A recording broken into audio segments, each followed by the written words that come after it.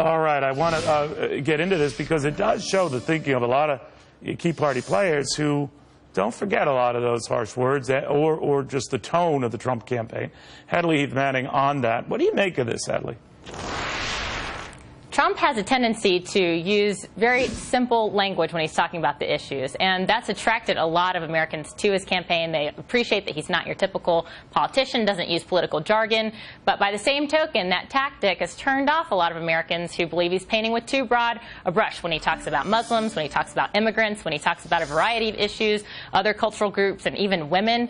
There's a lot in his tone that's been off-putting to many American voters, including a lot of people within the Republican base and within the right-hand side. Could it change? And we'll get a sense of remarks he's going to be making shortly. But your sense, and even in this Carson event earlier today where he sounded, I wouldn't say subdued, I wouldn't even necessarily say presidential, I don't know what that means. Very in-your-face Trump. What do you make of that?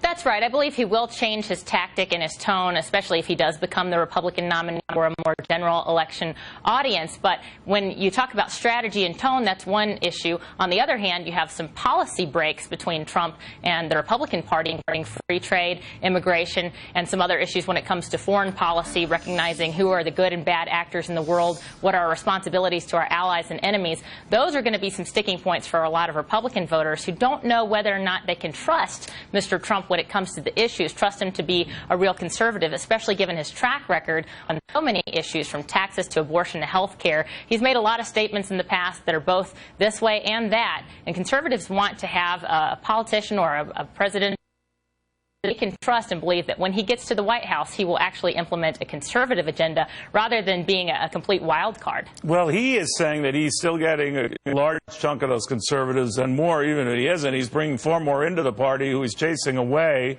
And you have to argue, he makes a good point. If you look at the 20,000 or so Democrats who switched sides to vote for him, thousands more, millions more, he says, across the country who were never voting Republican. A lot of them never voted at all. So there is something to that, right?